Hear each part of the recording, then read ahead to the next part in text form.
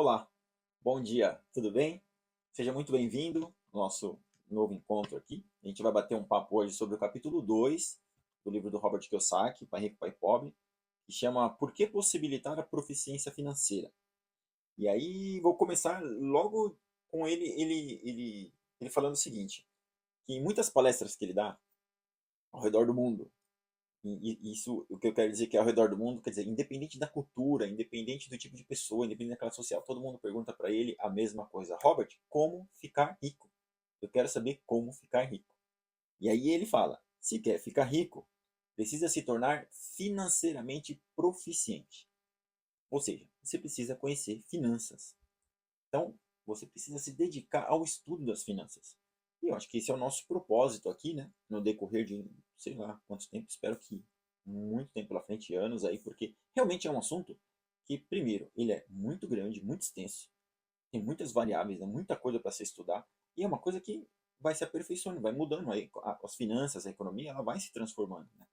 Então é uma coisa que a gente não para de estudar, né? Principalmente porque isso da economia não atribui só às finanças, atribui ao comportamento humano, que é uma coisa em constante evolução, mudança.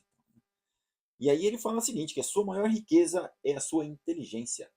Então, de novo, ele fala, se torne proficiente financeiramente e a sua maior riqueza é a sua inteligência. E eu já li em vários livros, já ouvi de vários professores e de palestrantes, o melhor investimento a se fazer é na sua inteligência, em conhecimento. E realmente, a pessoa que ela tem mais conhecimento, ela tem mais capacidade de enxergar oportunidades. E aí novamente eu vou falar muito isso no decorrer de todos os nossos encontros aqui, que é uma coisa que eu acredito que eu levo para minha vida, foi um professor que falou isso. Nós enxergamos a vida com lentes. Então, aonde uma pessoa não consegue ver a oportunidade e a outra enxerga, é porque são lentes diferentes. Então, o que nós precisamos fazer é trocar a lente. É colocar uma lente que nos possibilita enxergar oportunidades onde antes a gente não enxergava. E isso vem através do quê? Conhecimento. E é onde ele bate na tecla aqui, né? Então, o conhecimento é a base de tudo. É fundamental. E aí, é legal que tem uma parte aqui do livro que ele está falando que quando ele era criança, ele chegava nos professores e falava, né? Falava assim, poxa, professor, por que a gente não estuda sobre dinheiro, sobre como o dinheiro funciona e tal? E aí os professores falavam, olha, não se preocupa com dinheiro. Se você tiver muito conhecimento, se você se instruir, o dinheiro vem atrás de você. E aí o Robert bate de frente com isso. E ele vai falar o seguinte, bom, legal, você vai ter instrução, você vai se formar, né, vai terminar o ensino médio, vai para a faculdade, vai se formar em engenharia, advogado, medicina, advocacia, medicina, vai ser um dentista, vai ser, sei lá, um administrador de empresas. Independente, você vai seguir aquela profissão e você pode ter sucesso naquela carreira. Você vai ter promoções, aumento de salários, né? Mas isso não garante que você saiba cuidar do dinheiro, que você tenha proficiência financeira. Tanto é que ele faz uma pergunta aqui, que eu deixo essa pergunta para você, né? Em algum momento da sua vida você teve alguma promoção que elevou o seu salário? Em algum momento da sua vida você, mesmo que não tenha promoção, mas por alguma mudança na empresa elevou o seu salário? Você teve mais ganhos? E aí, esses ganhos mudou na sua vida financeira? Ele começou a criar saldo na sua conta porque você teve um aumento de salário? Ou automaticamente a sua despesa também subiu e você continuou no zero a zero? Essa é uma pergunta que ele faz e é muito legal a gente ter essa noção, né? Então ele bate de frente com essa questão de, dependendo, ele fala de proficiência financeira, você lidar com o dinheiro, não é conhecimento só por conhecimento, porque aí uma instrução, por exemplo, de um engenheiro vai fazer com que ele seja cada vez melhor como engenheiro. Isso não quer dizer que os altos salários que ele venha a ganhar, né, vai ser suficiente para ele viver, porque às vezes o gasto dele não para de subir porque ele não tem proficiência financeira. Então essa é a tecla que o Robert está batendo, né? Eu acho muito legal. E aí ele fala, né, que altos salários não significa enriquecer, porque para enriquecer tem que ter dinheiro. Então você tem um monte de dinheiro, mas gasta tudo, não mudou nada. Então você não enriqueceu. Pode mudar o padrão de vida, né? Isso vai acontecer, mas isso não quer dizer que enriqueceu. Do ponto de vista que o Robert vai tratar no capítulo, né? Vamos focar aqui, né? Ah, mas, pô, eu tenho uma casa simples, eu tenho um carro simples e a minha vida é simples. O cara que tem um casão, um carrão, vive só viajando, tá, ele é mais rico que eu, ele tá rico, né? Essa comparação. E ele não tá falando disso, dessa diferença de classes sociais. Ele tá falando enriquecer do ponto de vista dele, que é onde a gente vai chegar lá perto do final do capítulo, tá? E aí, ele pede pra gente, né, buscar entender como funcionam as finanças. E aí a primeira coisa que ele quer saber, ele fala que o primeiro passo é a gente diferenciar um ativo de um passivo. Né? No nosso encontro anterior eu falei que entra a parte de contabilidade. Aí, não tem muito detalhe, não é contabilidade com vários números, né, vários itens ali, ativo, passivo, ativo circulante, não circulante, demonstrativo, não vai ter isso. O que ele quer é trazer uma ideia geral, um pensamento bem lógico, assim, isso é isso é aquilo, tá. Então você não vai entender agora pormenores de contabilidade, mas vai entender o geral. Ele quer que a gente tenha essa visão, né, do que é um ativo e do que é um passivo. Né? Então ele vai falar o seguinte: ativo, presta atenção nessa parte aqui. Ativo é tudo que coloca dinheiro no seu bolso. Passivo é tudo que tira dinheiro do seu bolso. É simples o conceito que ele traz. É bem legal, é bem simples mesmo. Então tá. Então eu vou pensar o seguinte: tudo que eu tenho na minha vida que coloca dinheiro no meu bolso, eu vou classificar ele como ativo.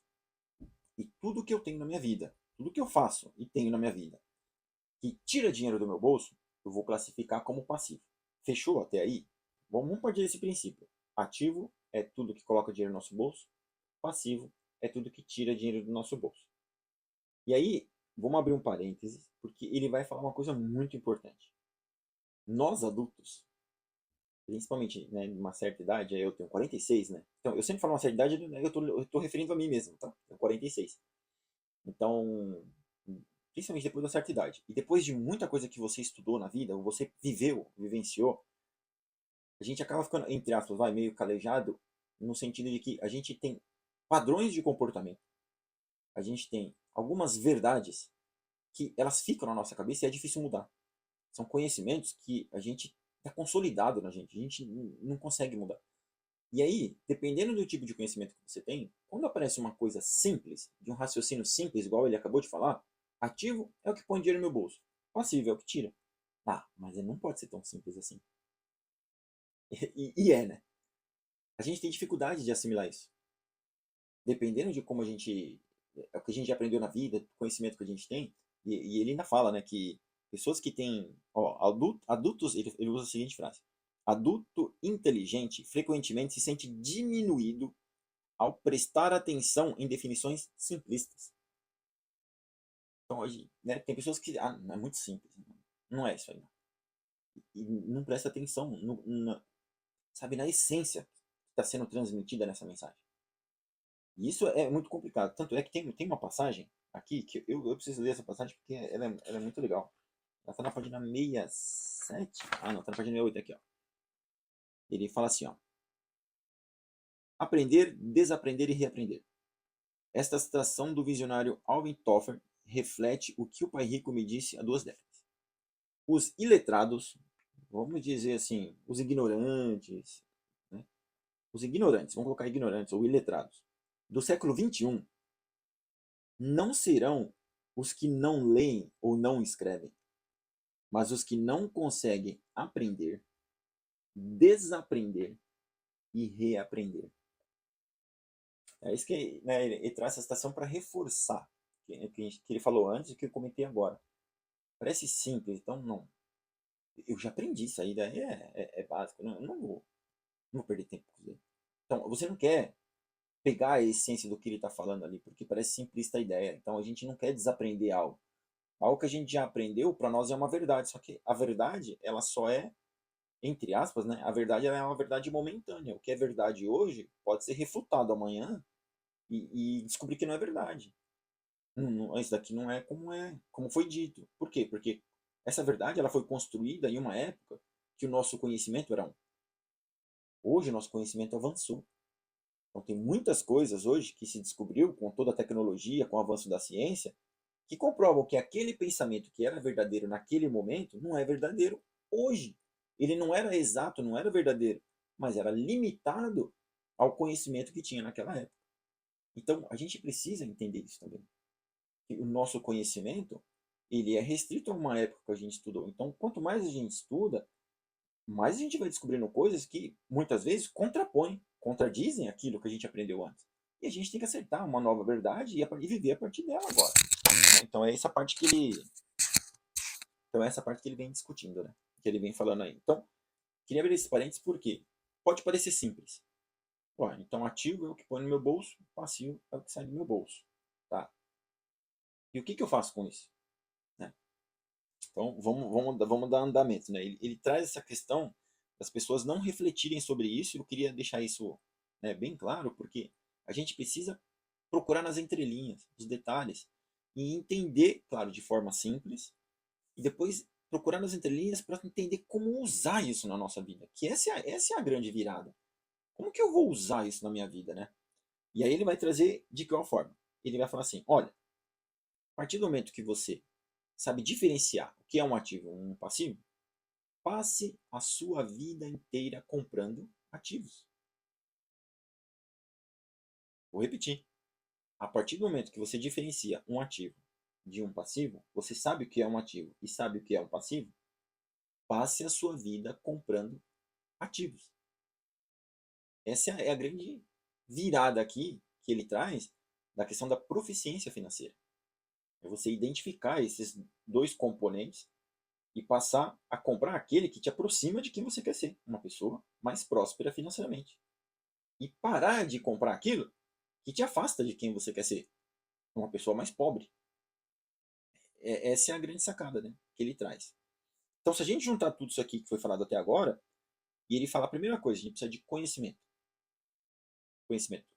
Proficiência financeira, então conhecimento na área financeira. E aí eu vou abrir outro parênteses. Sempre tem parênteses. Né? Eu vou reforçar isso. Né? Meu objetivo aqui não é vir aqui e falar assim, ó, o Robert falou isso aqui, ó, tá? Aí depois vocês leem e tal. Não é bater papo mesmo e trazer outros conhecimentos que vêm de outros autores para dentro disso daqui, para analisar e a gente refletir sobre a nossa vida para poder mudar, tá? Então, vamos lá. Conhecimento. Ele está falando que na escola ensina vários conhecimentos, mas que vão tornar nós profissionalmente eficazes e vamos ter rendas altas, podemos subir de cargo, ser grandes engenheiros, grandes médicos, mas isso não garante que nós tenhamos proficiência financeira. E aí tudo bem.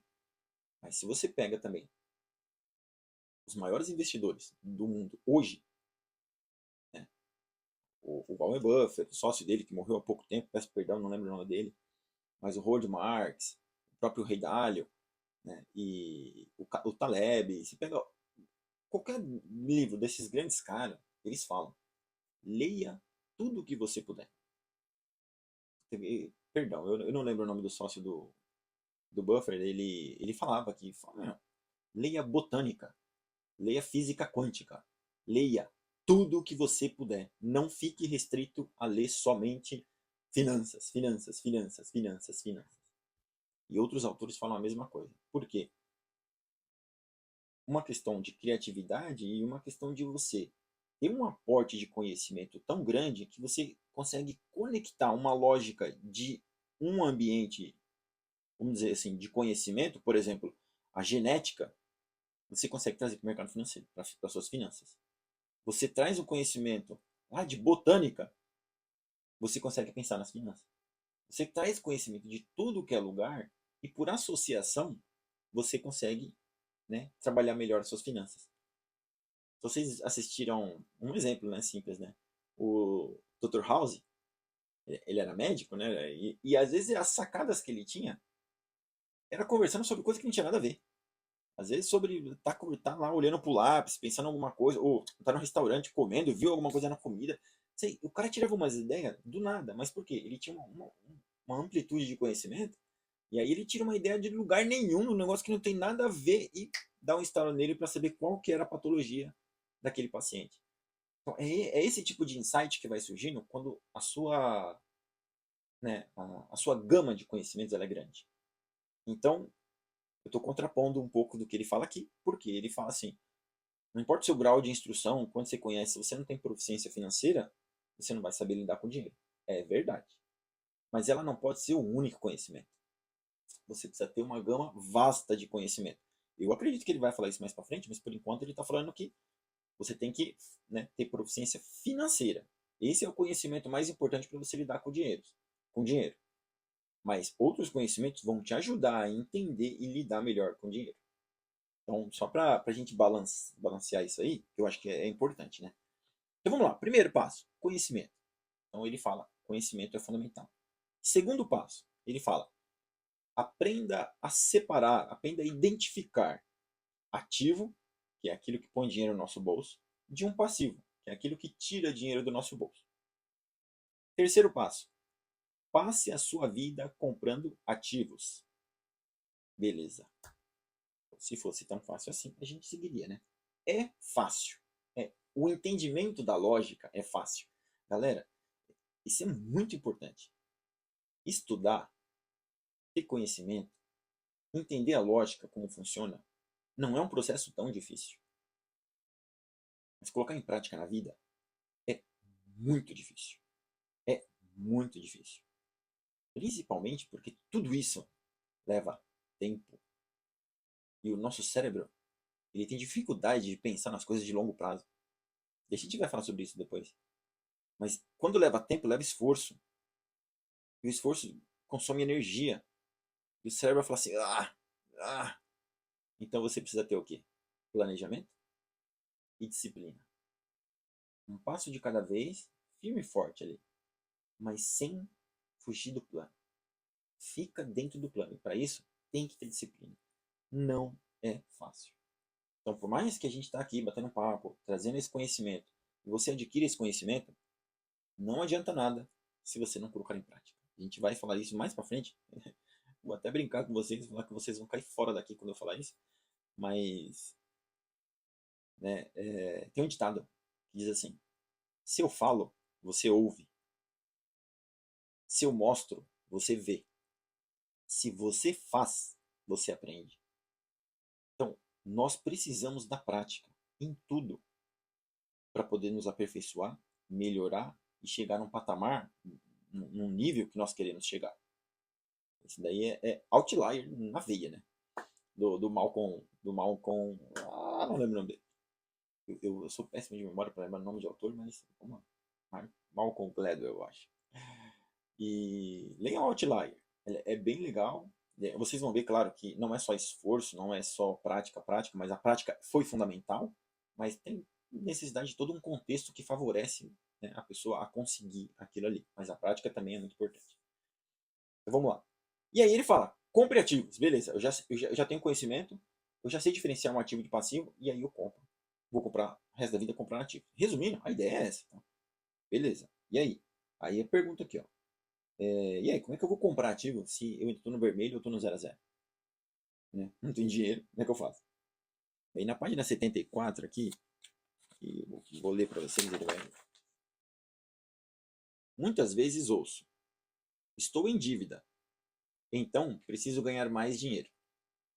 Então olha só, eu acredito que muitos de nós já vivemos isso, se não estamos vivendo agora, em algum momento, né, a gente já pode ter passado por isso, alguns sim, alguns não, né? Mas eu acredito que a grande maioria, né, que está aqui provavelmente já passou por alguma dificuldade financeira. E aí, nesse momento, você pensa, como que eu vou investir se eu não tenho dinheiro nem para me sustentar, nem para pagar minhas contas, né? Aí, a gente traz o seguinte, né? Ele vai falar o seguinte, ó, essa frase é importante. Cadê?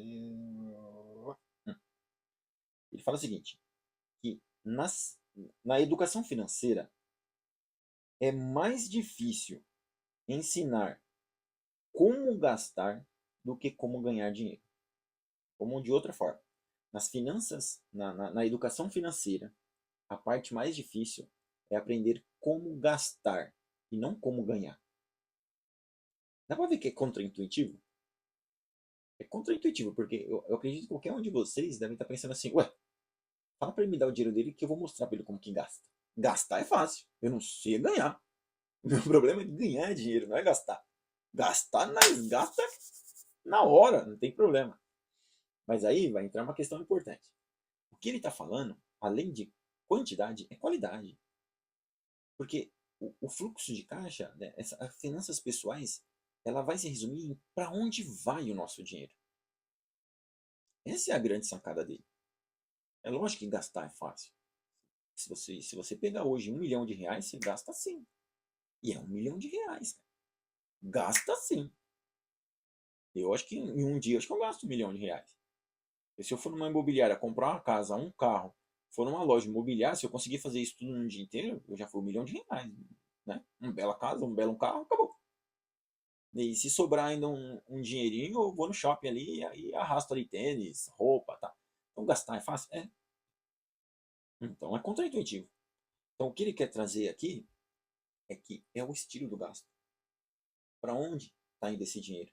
Né? Inclusive, né, tem passagem aqui que fala, né, que a educação financeira é para onde vai o dinheiro. Então ele está indo para onde? Para coisa supérflua? Para luxo? Né? Para modismo? Desejo? Modismo no sentido assim, não comprar roupa de moda e tal. Tá todo mundo comprando, eu vou comprar também, né? Só o desejo de ter alguma coisa e aí você vai para cima daquilo e você quer. Você não sabe se amanhã você está vivo ou não, então você vai comprar. Você quer viver hoje, então você vai lá e compra. Você quer ter aquilo. É esse estilo de gasto que você tem, é isso que ele está falando. Por isso que ele fala, ganhar, pessoas encontram maneira de ganhar. O problema é que elas ganham e daqui a pouco escoa o dinheiro. Aí elas correm atrás, fazem, conseguem ganhar mais, o dinheiro escoa, como é que fala? Escoa, perdão, o dinheiro escoa e vai embora, escoa pelo ralo e vai embora. Então é esse tipo de coisa que ele está falando. E aí, a pergunta que fica é por que a gente gasta errado? Por que gastamos errado, então? Do ponto de vista, né, do Robert, aí, que ele está falando que a dificuldade, a grande dificuldade é gastar. Então por que a gente gasta errado? Aí eu vou ler uma marcação aqui, na página 60. Eu vou falar na página, porque às vezes tem pessoas aí que querem. Puxa, na página 60 não. 79. 79, desculpa. 79, vamos lá. Tá no finalzinho da página e fala assim, ó. Disse que, para muitas pessoas,